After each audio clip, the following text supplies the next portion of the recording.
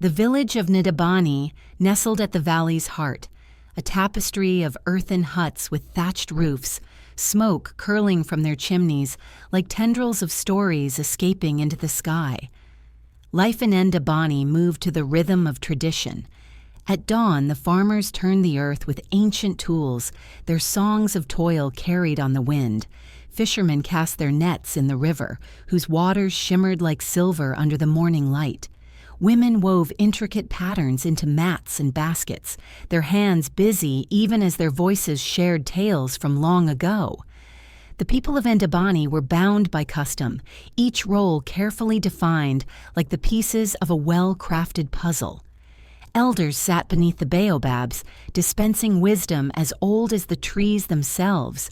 Warriors trained in the clearing beyond the village, their spears glinting in the sunlight. Children played at their feet, dreaming of the day they would take their place in this grand cycle of life. But beneath the harmony lay whispers of unease. Change stirred in the air, as faint and fleeting as the scent of rain before a storm. The valley seemed to hold its breath, as if sensing that the balance of its stories was about to shift.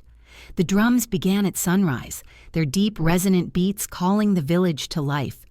The annual festival had arrived, a time of joy, feasting, and the reaffirmation of unity. Brightly colored cloth adorned every hut, and the scent of roasting goat mingled with the fragrance of wildflowers woven into garlands. Children ran through the village, their laughter a melody that danced with the drums. In the central clearing, a great fire roared, its flames licking the sky as if reaching for the spirits of the ancestors.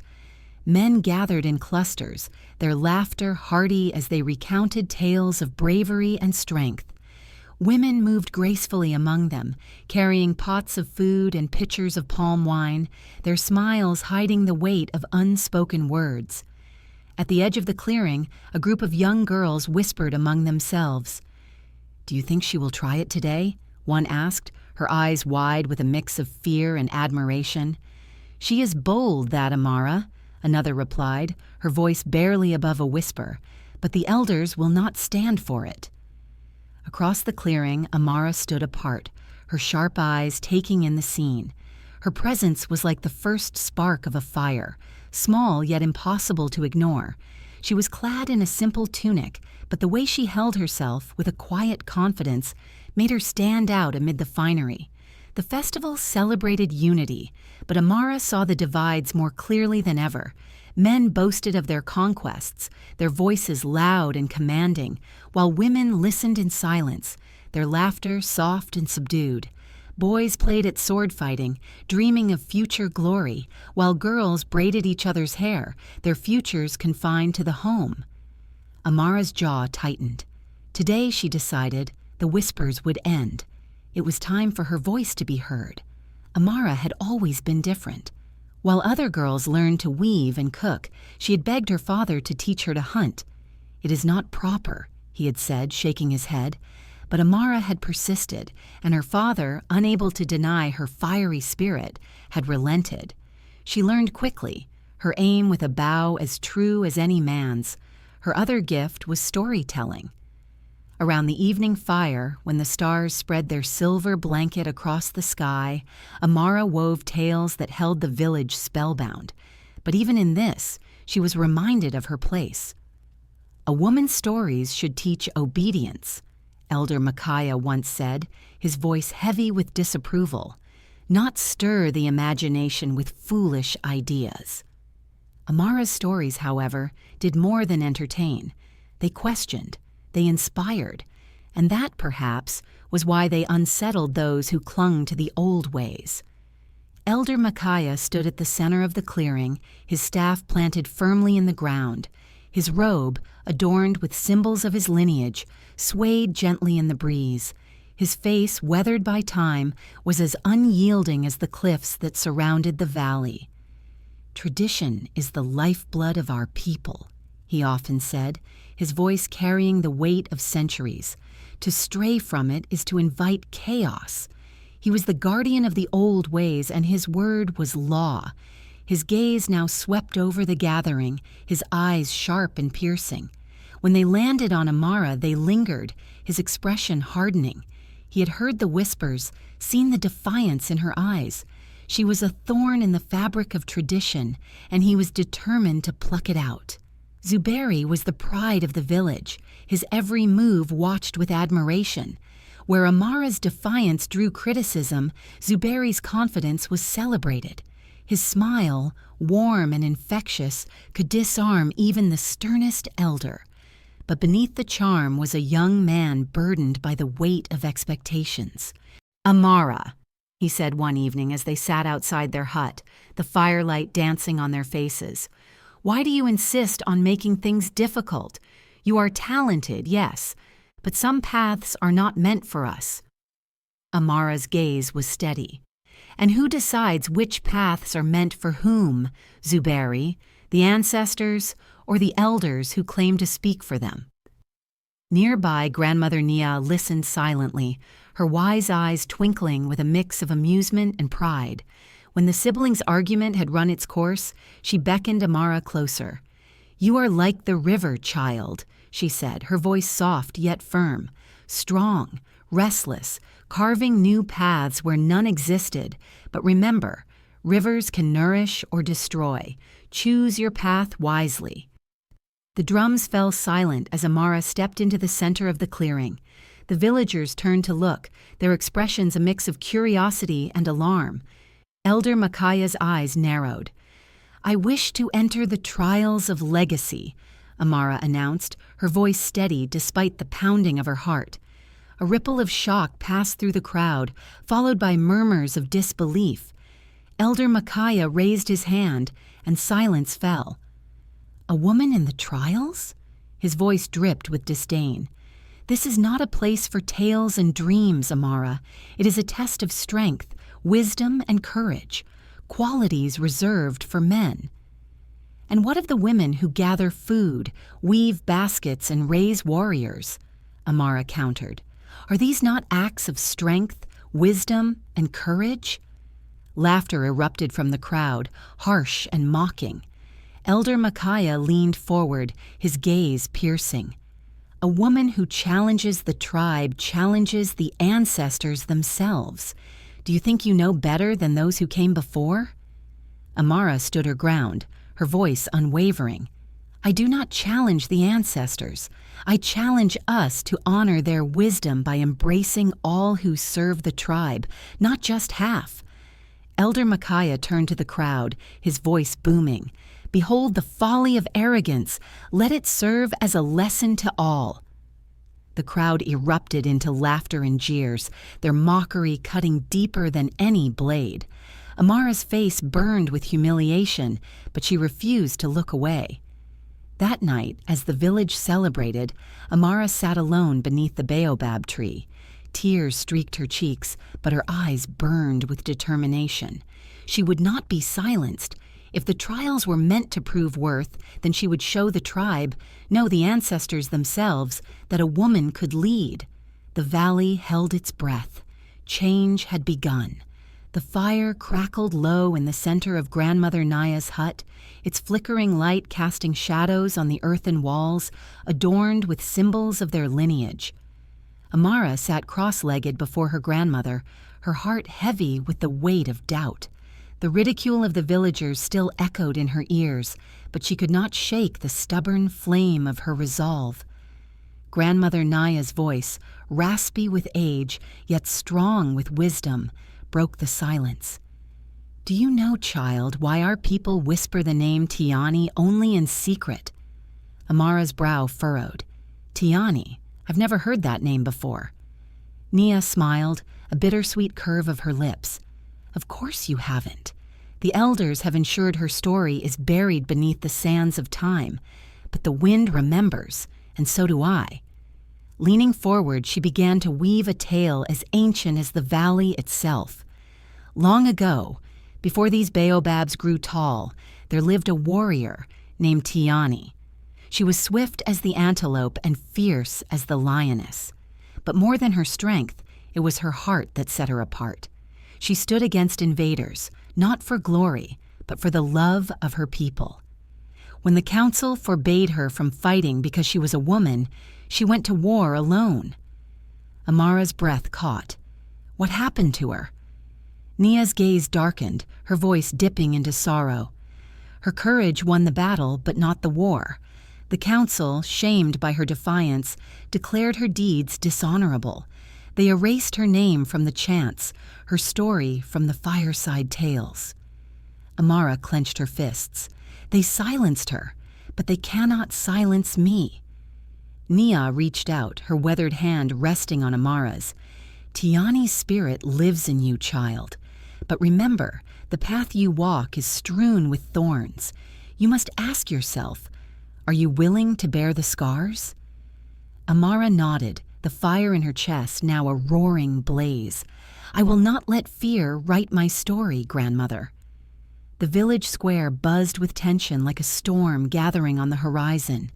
Groups of men argued loudly, their voices rising in angered bursts. It's an insult to our ancestors, one elder spat, his staff slamming into the dirt. A woman in the trials, it's unheard of. But is it so wrong to challenge the old ways? A young man countered hesitantly. The world is changing. Meanwhile, the women whispered in huddled clusters. Though their faces remained neutral, their eyes betrayed a flicker of admiration. I wish I had her courage, one murmured, glancing over her shoulder as if afraid to be overheard. But what if she fails? Another whispered back. The shame will be unbearable, for all of us. Amara passed through the crowd, her chin held high despite the stares and murmurs. She could feel their eyes on her, a mix of admiration and scorn. But it was the silence of those she loved most that cut the deepest. Amara found Zuberi sharpening his spear at the edge of the clearing. His movements were precise, the rhythmic scrape of stone against metal filling the space between them. You shouldn't be here, he said without looking up. I need to talk to you, Amara replied, her voice firm. Zuberi sighed, setting the spear aside. Amara, why are you doing this? Do you think this is about you? It's about us, our family, the shame you're bringing. Shame? Amara's voice trembled with anger. Is it shameful to believe I am more than what this village says I should be? To want to fight for something greater? It's not about what you want, Zuberi snapped, his voice rising. It's about tradition, about respect. Do you think I don't feel the weight of their expectations? But I carry it because it's what we do. You're putting all of us at risk, especially grandmother. Amara's anger faltered, replaced by a pang of guilt.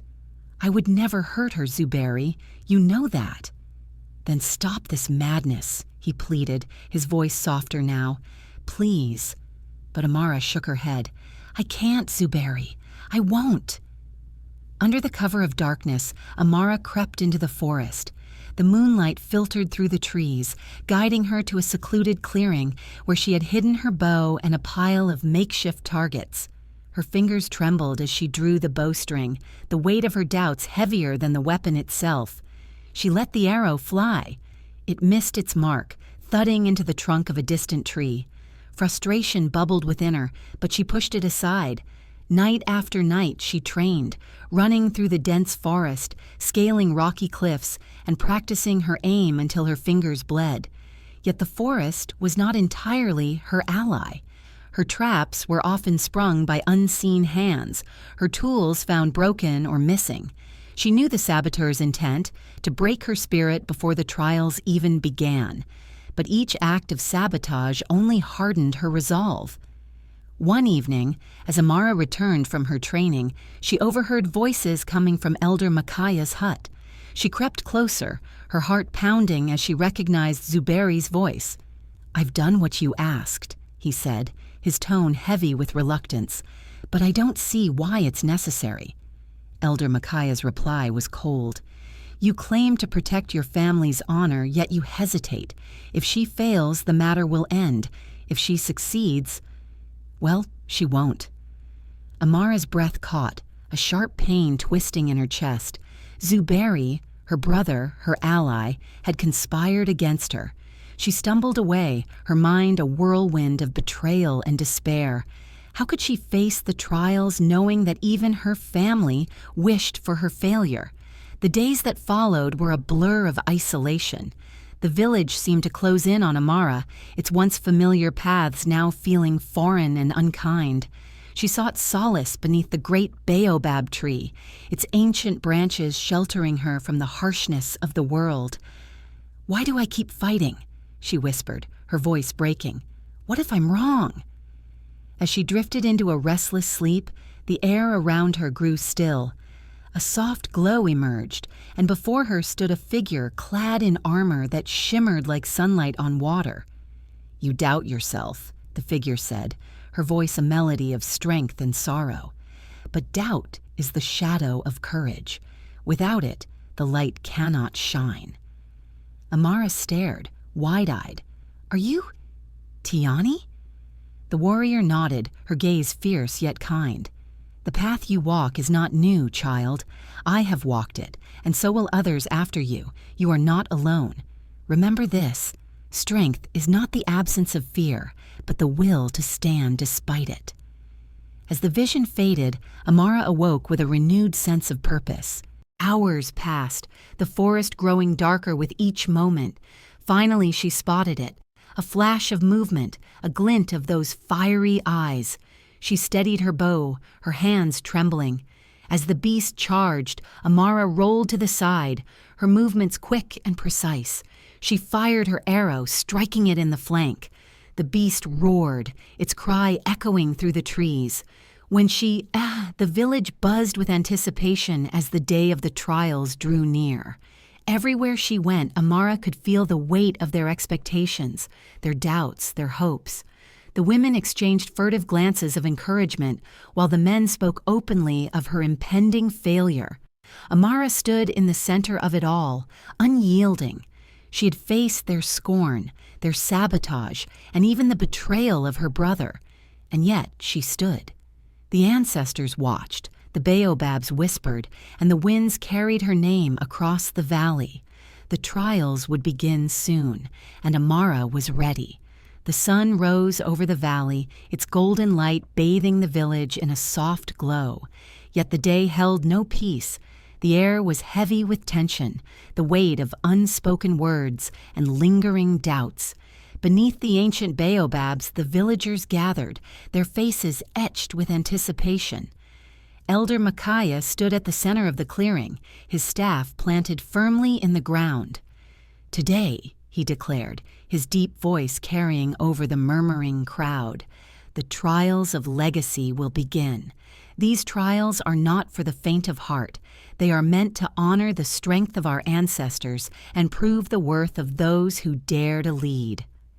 All eyes turned to Amara as she stepped forward, her frame seemingly small against the backdrop of towering warriors. Whispers rippled through the crowd like the rustling of leaves in the wind. "She doesn't belong here," one man muttered. "She'll fail," another added, shaking his head. But Amara held her head high, the fire in her eyes unshaken. She had come too far to turn back now. The first trial was a test of strength. A massive boulder lay at the base of a steep hill, its surface rough and unforgiving. "Each contestant must carry this boulder to the top," Elder Micaiah announced. "Only then can they move on." The warriors took their turns, their muscles straining as they hoisted the stone. When Amara stepped forward, laughter erupted from the crowd. "Does she think her small arms can lift that?" someone jeered. Ignoring the taunts, Amara crouched beside the boulder. Her fingers dug into the coarse surface as she summoned every ounce of strength. The boulder shifted, and with a deep breath she began to lift. Her muscles screamed in protest, her knees threatening to buckle. Sweat poured down her face as she took her first step, then another. Each movement was a battle, the weight of the boulder pressing down on her like the weight of tradition itself. The hill seemed endless, but she refused to stop. She thought of Grandmother Naya's words, of Tiani's courage, and of the future she hoped to carve for herself. Step by step she climbed, until finally with one last burst of effort she reached the top. A hush fell over the crowd. Even those who had mocked her could not hide their astonishment. "She did it," someone whispered. The second trial was a test of wisdom. The elders sat in a semicircle, their faces solemn as they presented the contestants with a riddle. "This riddle," Elder Micaiah said, "is from the time of our ancestors.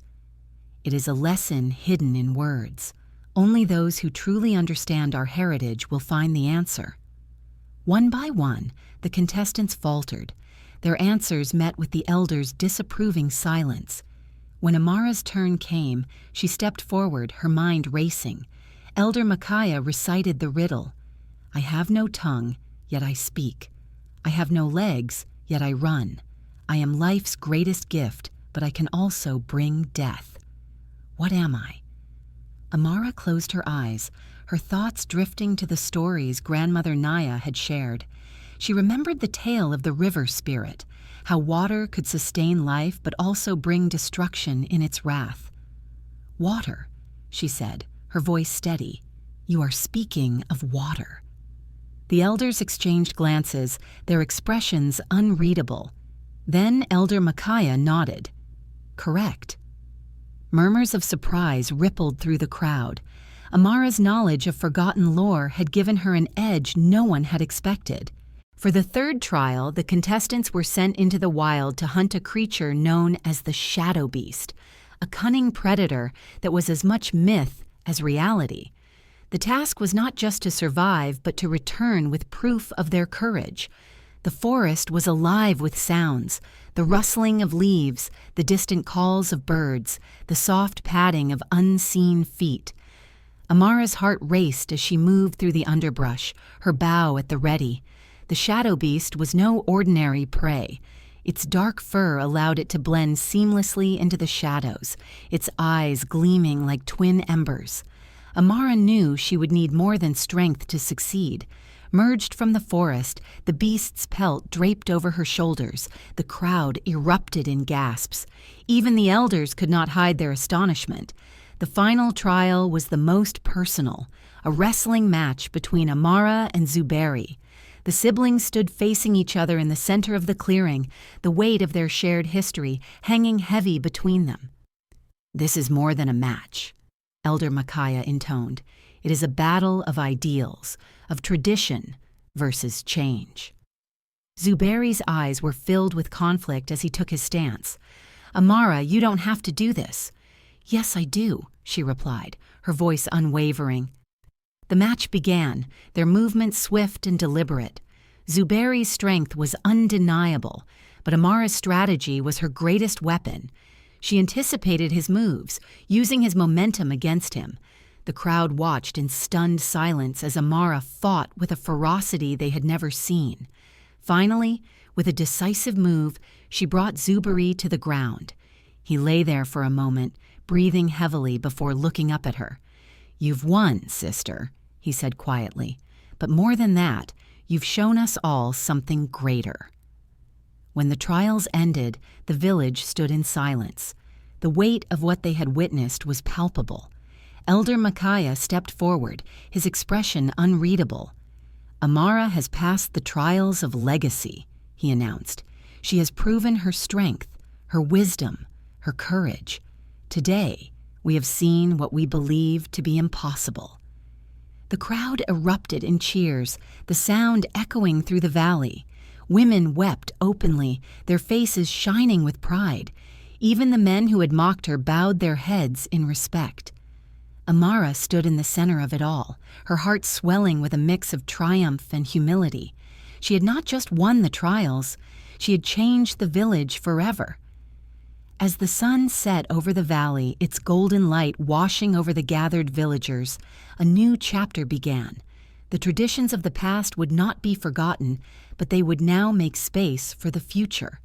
And in that moment, Amara knew that her story would be told for generations to come.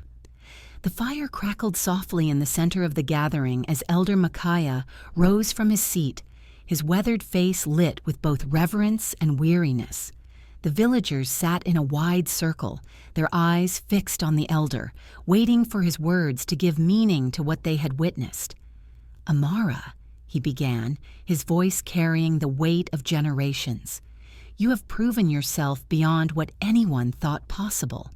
You have shown strength, wisdom, and courage in ways that honor our ancestors. But I must warn you, child, change is like the river after the rains, powerful and unstoppable, yet capable of destruction if not guided carefully." The crowd murmured in agreement, their faces reflecting a mix of admiration and uncertainty. "Elder," Amara replied, stepping forward, her voice steady but humble, "I do not seek to destroy what has been built by those who came before me. I only wish to ensure that the roots of our tree grow strong enough to support all its branches." Her words hung in the air, and for a moment the village was silent, each person grappling with the implications of her victory. The days that followed were filled with tension as Amara began to shape her vision for the village. She met with elders, women, and even the young, seeking their thoughts and hopes. "Our traditions are not chains," she said during one gathering. "They are the foundation of who we are. But just as the baobab tree grows with time, so too must our customs evolve." Some nodded, their faces bright with understanding, while others crossed their arms, their skepticism evident. "It is easy to speak of change," one man called out, his tone sharp, "but change can divide as much as it unites." Amara met his gaze, her expression calm but firm. "Division comes not from change but from fear of it. If we trust in each other, if we honor both our past and our future, we will grow stronger together." Though resistance lingered, small victories began to emerge. Women who had once been silenced found their voices in council meetings. Youths, inspired by Amara's courage, began to challenge the status quo with respect and purpose. Slowly, the village began to shift, like a river carving a new path through the land. One evening, as the sun dipped below the horizon, painting the sky in hues of gold and crimson, Zuberi approached Amara outside their family's hut. His face was heavy with unspoken words. "Amara," he said quietly, his eyes avoiding hers. She turned to face him, her expression guarded. "What is it, Zuberi?" He took a deep breath, his shoulders slumping under the weight of his guilt. "I was wrong," he admitted, his voice barely above a whisper. "I let my pride and fear blind me. I betrayed you, not just as a sister, but as someone who wanted better for us all." Amara's eyes softened, though her voice remained steady. "You didn't just betray me, Zuberi. You betrayed yourself, but it is never too late to choose a better path." He looked up, his eyes glistening with unshed tears. "Will you forgive me?" She stepped closer, placing a hand on his shoulder. "Forgiveness is not given lightly, brother, but it is given to those who seek it with an open heart. Let your actions from now on show your sincerity." Zuberi nodded, the weight on his chest lifting ever so slightly. Their embrace that followed was brief but meaningful, a silent promise of a renewed bond. On a cool night under a sky blanketed with stars, Grandmother Nia sat surrounded by the village children. Her voice, rich with wisdom, carried the rhythm of the drumbeat in the distance. "Once there was a girl named Amara," she began, her eyes twinkling. "She was not like others. Where they saw walls, she saw doors. Where they saw impossibility, she saw hope." The children leaned in closer, their faces illuminated by the flickering firelight. But the road she walked was not easy. She faced scorn, betrayal, and doubt. Yet she did not waver. With the strength of the ancestors and the courage of her heart, she proved that no one is bound by the chains of tradition if they dare to dream. One child raised a hand hesitantly. "Grandmother, was she afraid?" Nia smiled, her voice softening. "Oh yes, child. Even the bravest feel fear. But bravery is not the absence of fear. It is choosing to act despite it." The children's eyes gleamed with newfound understanding, their young minds taking in the lesson wrapped within the tale. As dawn broke over the village, its golden light spilling over the rooftops and fields, Amara stood at the edge of the clearing. The path ahead stretched wide and open, its destination unknown but full of promise. Behind her, the villagers began to stir, their conversations carrying a new energy. Women walked taller, their voices no longer confined to whispers. Men spoke with curiosity rather than judgment, their hearts beginning to shift. Elder Micaiah approached Amara, his staff tapping softly against the ground. "You are a leader now," he said, his tone both solemn and proud, "not because you passed the trials, but because you dared to see beyond yourself." Amara turned to him, her face radiant with resolve. "A leader is nothing without her people, Elder. Together, we will walk this path." As she stepped forward, the sun rising higher behind her, the village followed. Amara's silhouette against the horizon was a symbol of hope, her journey a testament to the power of courage and unity.